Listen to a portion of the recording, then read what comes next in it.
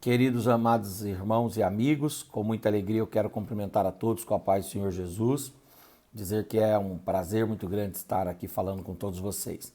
Hoje é 5 de abril de 2020 e hoje nós estamos vivendo o Dia do Jejum e Clamor Nacional. Foi apregoado pelo presidente da República, Jair Messias Bolsonaro, um jejum nacional e as igrejas, ou uma parte das igrejas, aderiram a esse jejum e essas igrejas que aderiram o jejum praticaram o jejum através de seus membros em suas casas, com suas famílias e divulgaram essa prática através das redes sociais, porque não está podendo haver cultos, então algumas pessoas estiveram em casa, outras nas ruas e cumpriram esse dia de jejum. E aí surgiu uma questão se esse jejum é válido ou se esse jejum não é válido. E nós, como crentes, nós, como estudantes de teologia, nós, como servos de Deus, como professores de escola dominical, nós também, como teólogo e professor de teologia, nós nos interessamos por esse assunto. Será que é válido esse jejum? E será que o jejum na Bíblia serve para isso, se serve a isso? Bom, então eu resolvi preparar aqui pelo menos uma citação dos textos bíblicos que fala sobre jejum. Então eu separei aqui alguns versículos, na verdade peguei os versículos que falam sobre jejum e vou citar para vocês. E no final fazer algumas considerações. A palavra jejum, ela aparece cerca de 27 vezes na Bíblia. E a primeira vez que ela é citada é 1 Reis, capítulo 21, versículo 9, que diz assim: E escreveu Acabe nas cartas, dizendo, apregoai um jejum e ponde Nabote diante do povo. Esse texto é aquele que fala que o Nabote, casado com Jezabel, reis de Israel do Norte, desejavam comprar um terreno do Nabote. E o Nabote, como aquilo era uma herança, ele não quis ir contra a palavra de Deus e disse que não venderia o terreno. Daí então o Acabe ficou extremamente indignado, queria a todo custo comprar o terreno e o que ele fez? Ele determinou que os anciãos de Israel, que todos os moradores de Israel do Norte fizessem um jejum diante de Deus. E foi feito esse jejum. E no final do jejum, arrumaram duas testemunhas mentirosas que mentiram contra Nabote e Nabote foi apedrejado e morreu. Quando Nabote morre, em 1 Reis capítulo 21, a Bíblia fala que o profeta Elias é enviado a Acabe e dá a sentença de que Acabe não teria sua descendência comandando Israel e que do mesmo jeito que os cães lamberam o sangue de Nabote, lamberiam também o sangue de Acabe e de Jezabel. Vejam como é interessante isso, que um jejum foi apregoado por um rei mau para propósitos maus. Mas nós temos outros textos, por exemplo, 2 de Crônicas, capítulo 20, versículo 3. Então Jeosafá temeu e pôs-se a buscar ao Senhor e apregoou jejum em todo Israel. Esse texto já é no Israel do Sul, quando Jeosafá ou Josafá, que reinava Judá, viu-se cercado por um aglomerado de nações que se levantaram contra ele.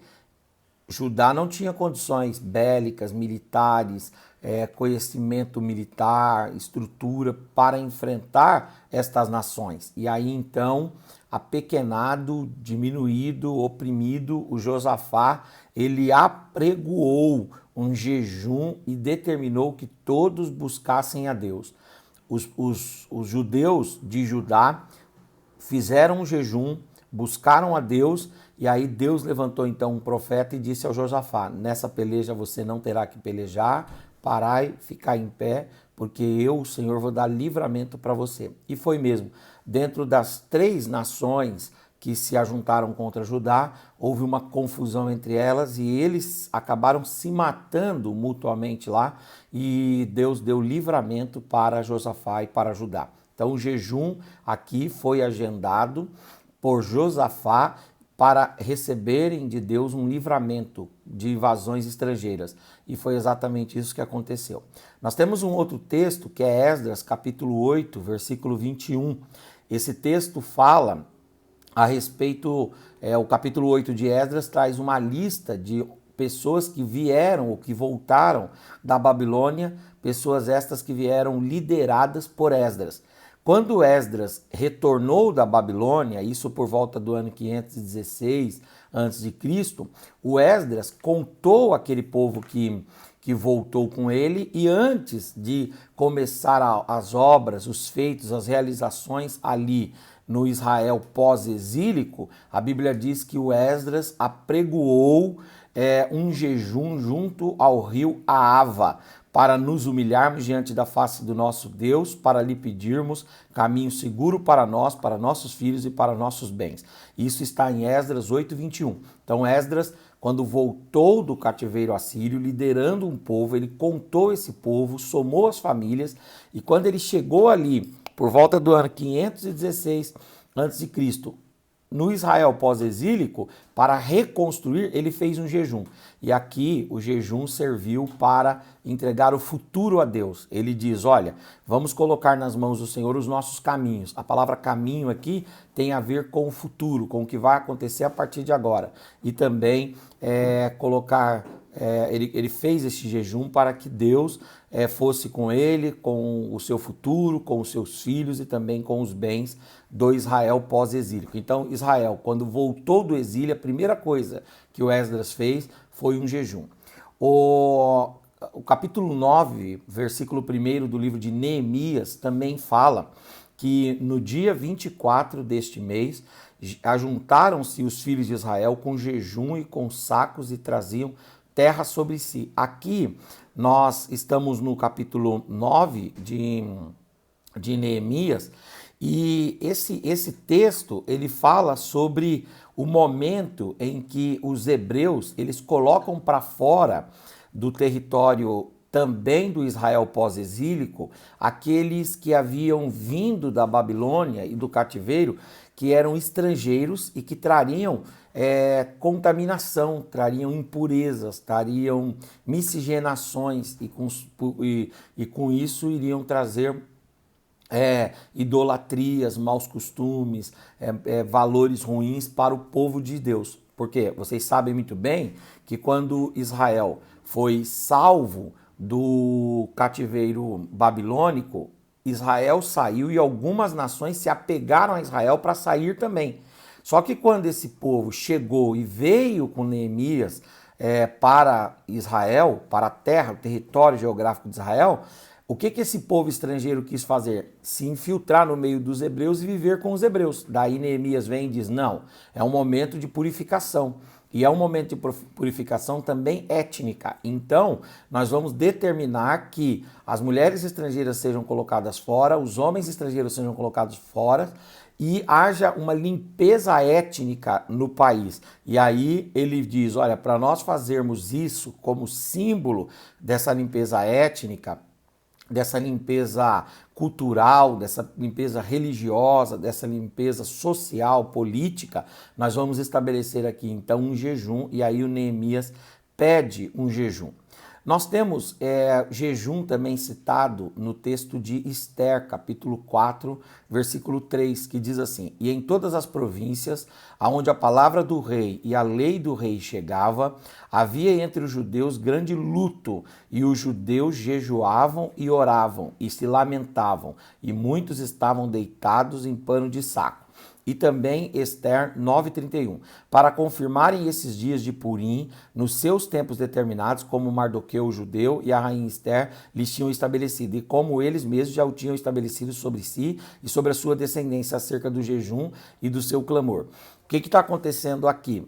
Aqui é ainda na época em que Assuero é o governador e ele tinha colocado Vasti, que era sua esposa, para fora do território, e quando o Assuero colocou a Ester como sua esposa, a Ester percebeu uma trama que havia contra os judeus.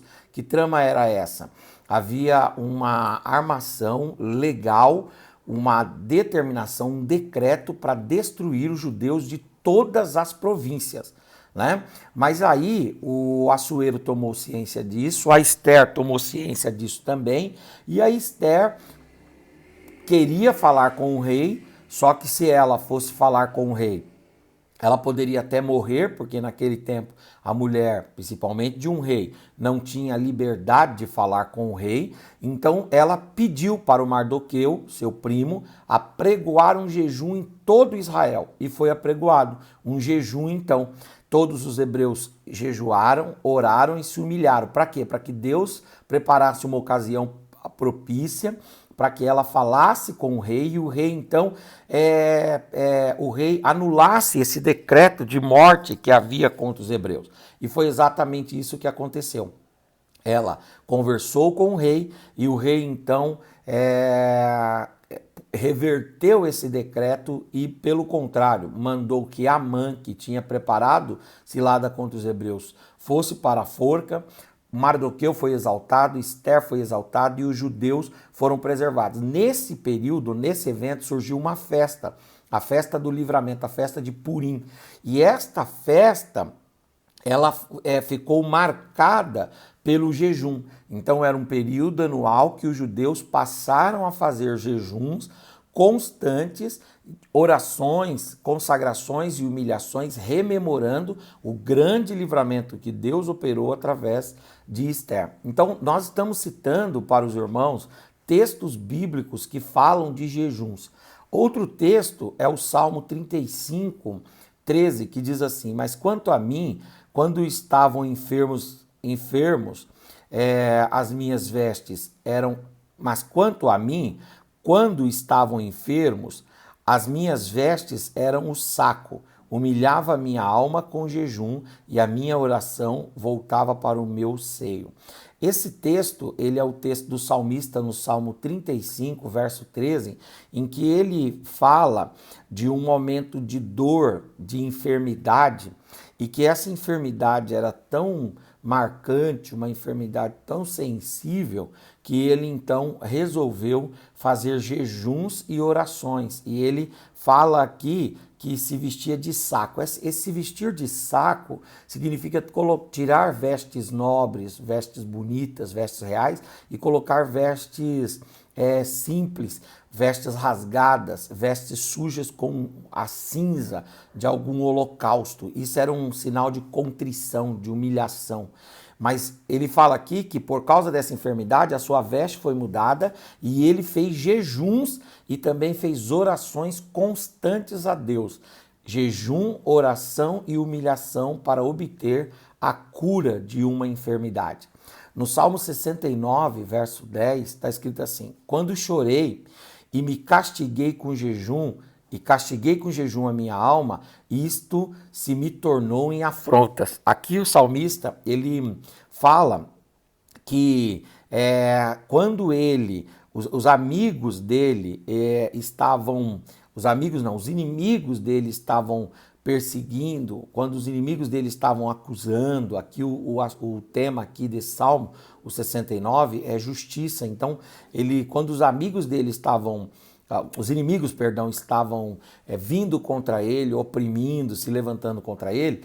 Ele então, para receber de Deus um livramento, ele se humilhou e ele se castigou com o jejum. Ele fala que ele castigou-se com o jejum. E por que isso foi castigo? Não pelo jejum em si, porque o jejum é sempre aproveitável, mas ele castigou-se, aquilo foi ruim para ele, porque as pessoas usaram o jejum dele como ocasião para acusá-lo, acusar de religioso, acusar de falso, acusar de indivíduo que fanático e assim sucessivamente. Então ele fala que o jejum aqui foi por castigo para ele, não pelo jejum em si, mas porque aqueles que o acusavam também pegaram o jejum que ele fazia para Deus livrá-lo exatamente dos seus acusadores, e estes pegaram esses jejuns para dizer que ele era falso, que ele era mentiroso, que ele era um religioso, que aquilo não valia de nada e assim sucessivamente. Outra coisa é o jejum citado em Isaías 58, versículos 5 e 6, que diz assim, seria este o jejum que eu escolheria. Qual o jejum que Deus está dizendo que ele escolhe? que o homem um dia aflige a sua alma e que incline a sua cabeça como um junco e estenda debaixo de si saco de cinza, chamarias tu a isto jejum e dia aprazível ao Senhor? Versículo 6. Porventura não é este jejum que eu escolhi. Eu escolhi o jejum que é o seguinte, que soltes as ligaduras da impiedade, que desfaças as ataduras do jugo e que deixes livres os oprimidos e que despedaces os jugos de todos os que estão ao seu redor. Então aqui Deus fala de um conceito de jejum que não tem a ver muito com a humilhação necessariamente, com a oração por si mesmo, para que Deus te livre ou livre o seu povo de alguma coisa. Mas o Senhor fala de um jejum que seria um jejum prático, um jejum real, que seria esse jejum que era assim. Por exemplo, olha, eu quero um jejum que seja o seguinte, aqueles que estão oprimidos, que vocês trabalhem para livrar os oprimidos. Aqueles que estão sob jugo, que vocês trabalhem para livrar aqueles que estão sob jugo. Aqueles que estão famintos, presos, hospitalizados, que estão sensibilizados por alguma situação difícil, que vocês trabalhem em favor deles e façam bem a eles. Nisso vai haver o verdadeiro jejum de vocês. Um outro texto é Jeremias 36, versículo de número 6, que fala assim, entra, pois tu, e pelo rolo que escreveste na minha boca, lê as palavras do Senhor aos ouvidos do povo na casa do Senhor no dia de jejum, e também aos ouvidos de todos os de Judá que vêm das suas cidades, as lerás. Aqui Deus fala sobre, com Jeremias, para que a palavra de Deus e a vontade de Deus, ela fosse feita, a vontade de Deus fosse exposta, a palavra de Deus fosse exposta em todo o tempo, inclusive no dia que era dedicado ao jejum. Então, ou seja, mesmo no dia que era dedicado ao jejum, a palavra de Deus deveria ser dita. E que palavra que Deus tinha através de Jeremias para ajudar, mesmo no dia do jejum? A palavra era uma palavra dura, que aquele reino seria abalado por nações estrangeiras, como foi pela Babilônia, e que aquele reino iria cair diante da Babilônia e aqueles judeus iriam ser levados cativos e seriam oprimidos lá na Babilônia por 70 anos. É muito interessante que no versículo 9 diz assim, e aconteceu no 5º ano de Jeoaquim, filho de Josias, rei de Judá, ao mês 9, que apregoaram jejum diante do Senhor e todo o povo em Jerusalém, como também a todo o povo que vinha nas cidades de Judá e Jerusalém. Aqui, o rei era o Jeoaquim, e ele apregoou um jejum, tentando livrar Judá da palavra de Deus, que Deus havia dito por Jeremias, que era a palavra da punição, da queda de Judá diante da Babilônia em 586. Só que mesmo com todo esse jejum, com toda essa santificação, com toda essa dedicação, Deus não livrou os judeus. Se você for continuar lendo, você vai ver que Deus, é claro, que se apiedou, Deus é claro que viu o esforço deles, mas isso não os livrou daquilo que estava decretado, daquilo que estava determinado, daquilo que já estava estabelecido por Deus. O outro texto é Daniel, capítulo 6, versículo 18, diz assim, então o rei se dirigiu para o seu palácio e passou a noite em jejum e não deixou trazer à sua presença instrumento de música e fugiu dele o sono. Aqui fala do rei Dário que foi engodado pelos seus oficiais e esses oficiais o fizeram tomar Daniel e lançar na cova dos leões. E quando Daniel foi lançado na cova dos leões, o rei ficou com a sensação de como a injustiça tinha acontecido.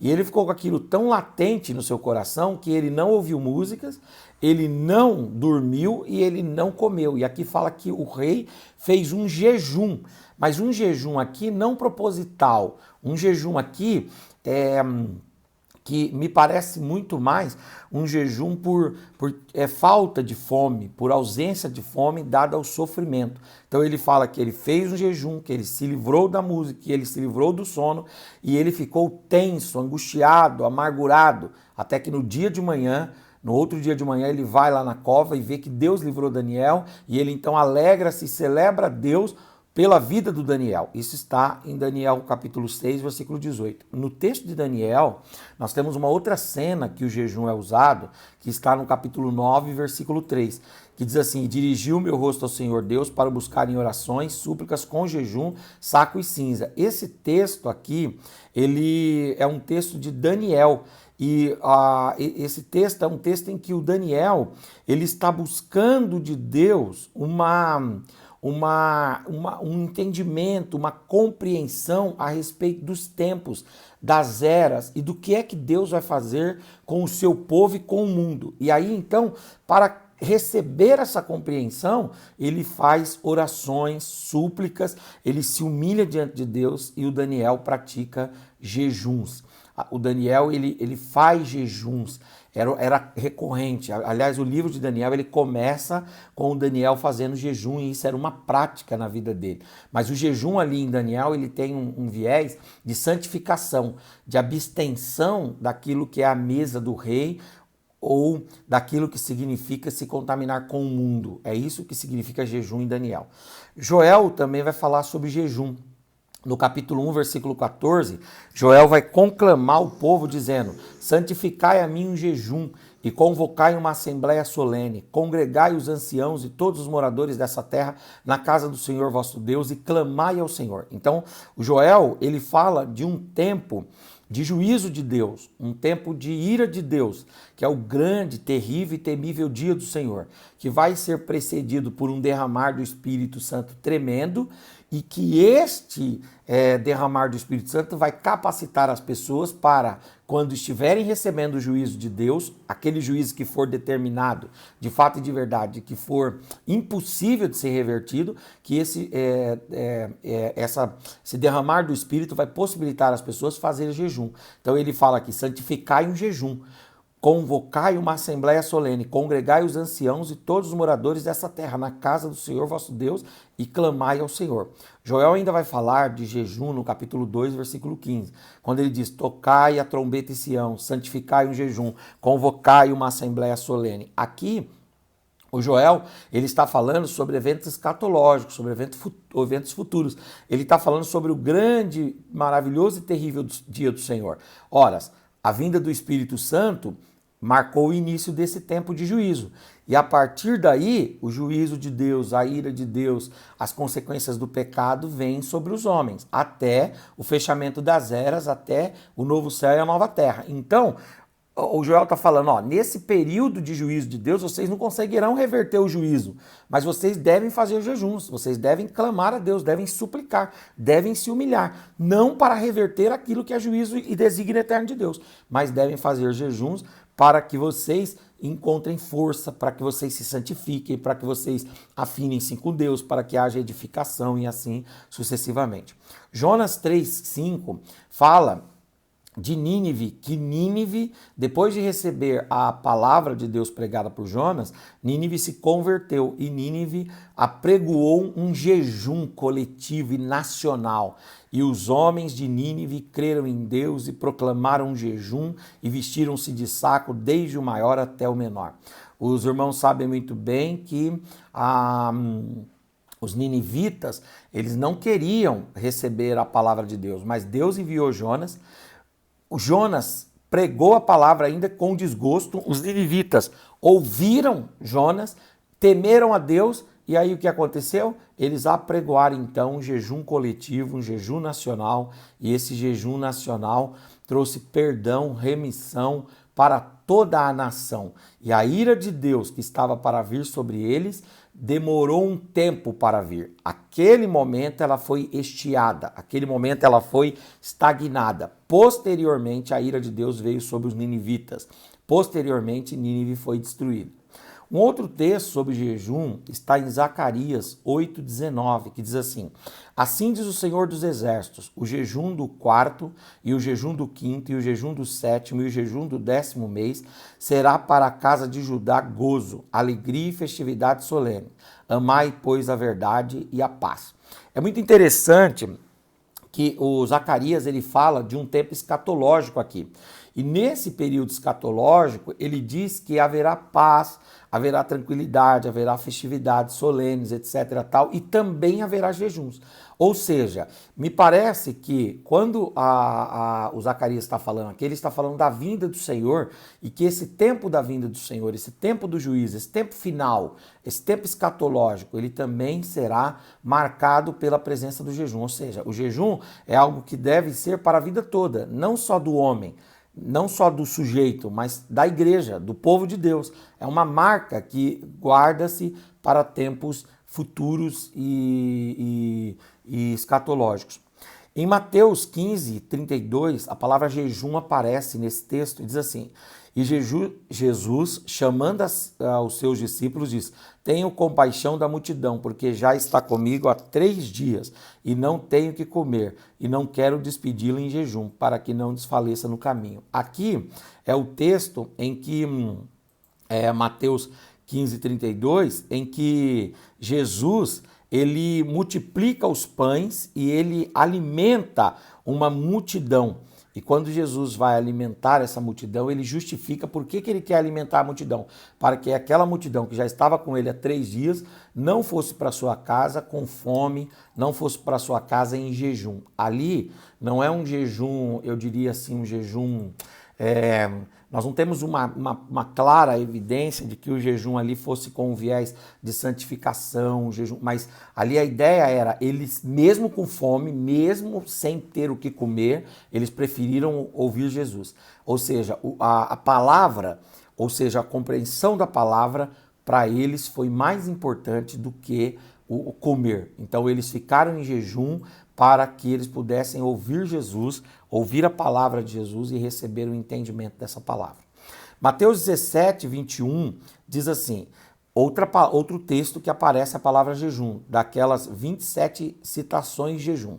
Mas esta casta de demônios não sai senão pelo jejum e pela oração. Aqui acontece aquele texto da transfiguração, lá no monte. Quando Jesus chega no pé do monte, os discípulos de Jesus estão tendo dificuldades para expulsar um demônio de um menino, e esse demônio uma hora lança o menino na água, outra hora lança no fogo, e uma hora esse menino vai acabar morrendo na mão desses demônios. O pai leva o filho para Jesus, Jesus estava no monte junto com Pedro, Tiago e João, e o pai então pede aos discípulos que estavam ali embaixo, os 9, para que eles expulsassem o demônio.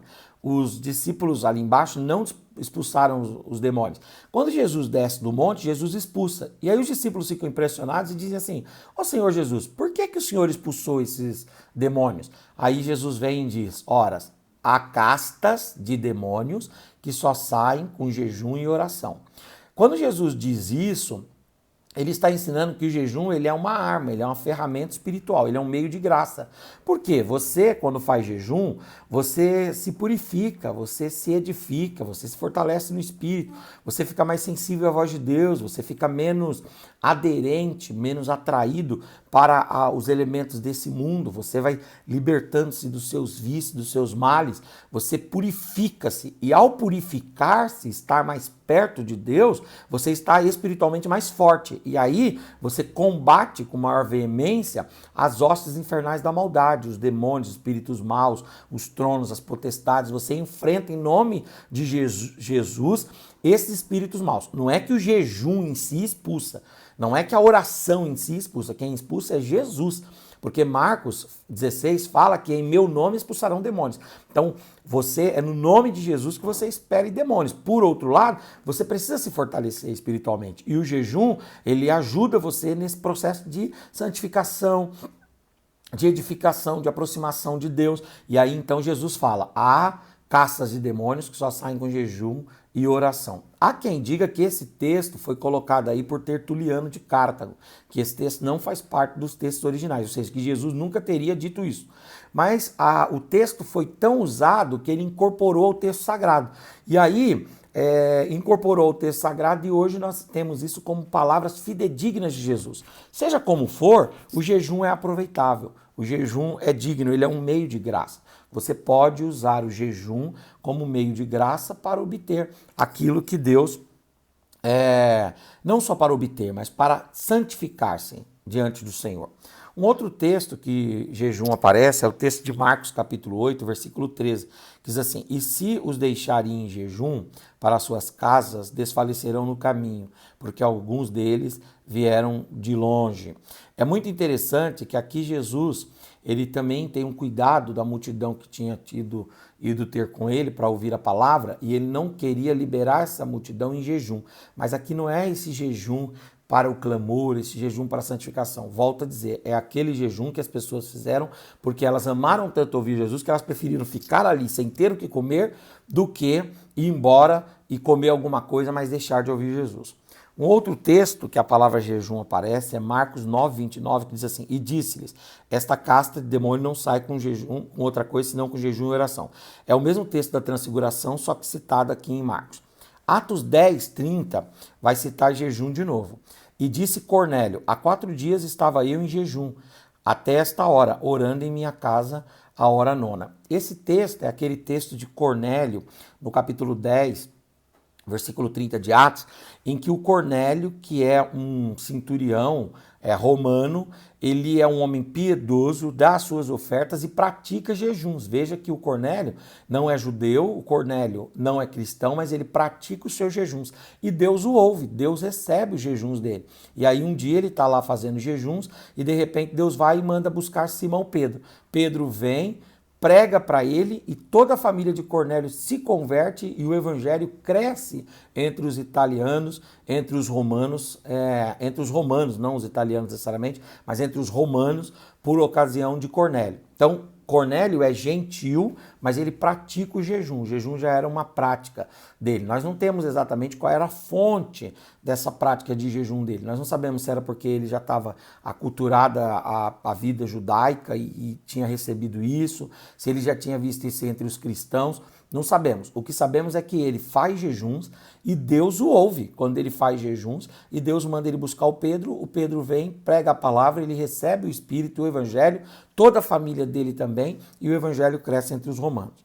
Atos 27, 9 diz assim: e passado muito tempo e sendo já perigosa a navegação, pois também o jejum já tinha passado, Paulo os admoestava. Aqui é o texto em que Paulo está indo para Roma e no meio do caminho, junto à ilha de Malta, o barco está à deriva, 276 pessoas estão ali à deriva e vão dar nas pedras e todos vão morrer. Daí os homens que estão presos ali no barco, os tripulantes, todos os navegantes fazem um jejum. E Paulo se levanta no meio do jejum deles e diz: olha, vocês já estão em jejum há bastante tempo. Então eu quero admoestar vocês a que comam alguma coisa, eu quero trazer aqui pão para vocês, porque Deus já ouviu vocês. Nós não sabemos também por que eles praticavam jejum.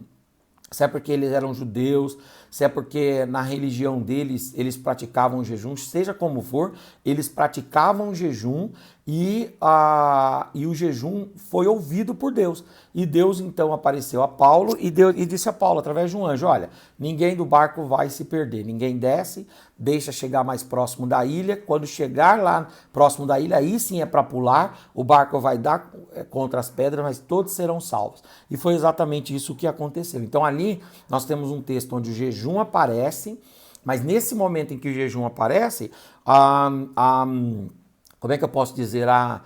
O jejum aparece, na verdade, Paulo encerrando o jejum, porque aqueles homens que estavam ali já estavam há dias fazendo jejuns, cada um buscando e clamando ao seu Deus. 1 Coríntios 7, 5 fala de jejum também. Paulo diz assim: não vos priveis um do outro, senão por consentimento mútuo por algum tempo, para vos aplicardes ao jejum e à oração, e depois ajuntai-vos outra vez, para que Satanás não vos tente pela vossa incontinência. Aqui Paulo está tratando, 1 Coríntios 7, do casamento, da vida relacional, e ele está dizendo o seguinte, que o casal não pode se afastar. E por quê? Porque Satanás encontra ocasião de tentação nessa situação. E aí o casal acaba se separando. Então Paulo diz: eu autorizo que vocês se separem um pouquinho para se dedicarem Primeiro, por consentimento mútuo, segundo, por pouco tempo e terceiro, para se dedicarem a orações e jejuns. Então, o jejum, ele é um momento de consagração, não apenas no sentido de comida, de você se livrar ali da comida, não vou comer, não vou beber, mas o jejum também, ele abrange outras áreas. Aqui, no caso, está falando da vida sexual do casal, da vida conjugal, da vida relacional. Então, Paulo está falando, ó, não é para vocês estarem fazendo jejum e praticarem a relação íntima. Por quê? Porque a relação íntima presume prazer e o jejum é um momento de contrição, de humilhação, de concentração, um momento de você quebrantar-se diante de Deus para se tornar mais sensível às coisas espirituais. E por fim, segundo Coríntios 11, 27, em trabalhos e fadigas, em vigílias, muitas vezes em fome e sede, em jejum, muitas vezes em frio e nudez. Aqui Paulo, em 2 Coríntios, está defendendo o seu apostolado. E ao defender o seu apostolado, Paulo diz que ele esteve muitas vezes em jejuns. Só que esse texto aqui, eu entendo que o jejum que Paulo fala aqui não é o jejum de consagração, esse jejum de entregar-se a Deus, mas é um jejum no sentido de você passar fome, é isso, ele fala ali que ele passou fome algumas vezes. Bom, a palavra jejum, ela aparece 27 vezes na Bíblia. Depois nós temos as variações dela, jejuns, jejuando, jejuai, jejuou, nós temos as variações. E estas variações ampliam um pouco mais alguns outros textos em que jejuns aparecem na Bíblia. Mas em síntese, o que a gente pode aprender de jejum ou sobre o jejum? Primeiro, o que é o jejum? Jejum é a privação daquilo que é necessário para a vida e para o prazer. Então, jejum é a privação daquilo que é necessário para a vida e para o prazer. A comida é necessária para a vida e para o prazer. Então, no jejum, você se priva da comida. É possível que você se prive da água, pelo menos por umas horas. É possível que um ser humano fique sem comer 40 dias, mas sem beber 3 dias só. Então, é possível que um dia o indivíduo fique sem a água. Porque jejum é a privação daquilo que é essencial para a vida e para o prazer, ok?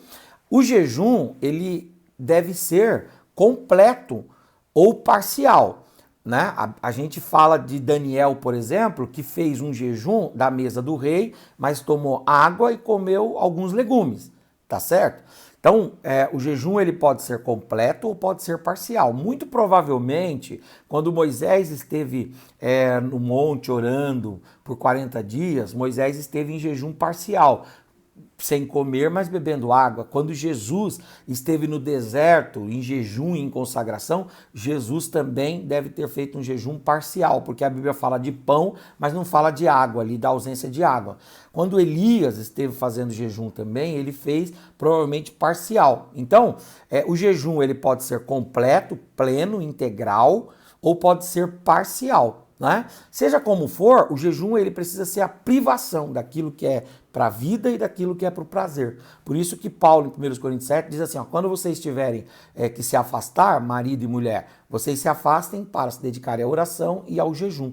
E ali o jejum ele tem que ser considerado num ambiente em que a prática sexual entre o casal não aconteça. Então, o jejum é a privação daquilo que é essencial à vida e ao prazer, ok? Jejum pode ser parcial ou jejum pode ser total. E o jejum, ele cumpre inicialmente propósitos pessoais, ou seja, de tudo que nós aprendemos, o jejum ele é para o indivíduo. Ele emagrece o indivíduo, traz bem-estar físico. O jejum, ele nos ajuda a controlar os ímpetos pecaminosos. Ora, se eu consigo controlar a minha fome, então eu consigo controlar a minha vontade de beber, de fumar, de usar drogas. Eu consigo controlar a minha vontade de me prostituir e assim sucessivamente. Por quê? Porque o jejum, ele me ensina a controlar o meu ímpeto, a dominar as minhas forças, entende? Os meus apetites, ok? Então o jejum, ele, já falei o que é, né? Privação daquilo que é prazer e aquilo que é necessário à vida, pode ser geral, pode ser parcial, e o jejum tem uma função primária para o indivíduo. Segundo, o jejum, ele tem o viés de trazer santificação e consagração. O indivíduo, quando jejua, ele faz consagração diante de Deus e santificação diante de Deus. E depois o jejum pode atender um propósito, que pode ser da igreja, pode ser de uma coletividade, para Deus agir, para Deus dar livramento, para Deus abençoar o futuro ou alguma coisa, tá? Por outro lado, o jejum pode ser mal usado também. Por isso que Jesus falou que os fariseus faziam jejuns e isso não era bom para eles. O Acabe usou o jejum para matar o Nabote e cometer uma corrupção. Por isso, nós não podemos colocar o nosso coração no jejum em si. Temos que colocar em Deus. Que Deus em Cristo abençoe os irmãos. Espero ter ajudado ao trazer esse estudo aí, pelo menos en passant, a respeito dos textos bíblicos que falam de jejum. Um grande abraço, Deus abençoe.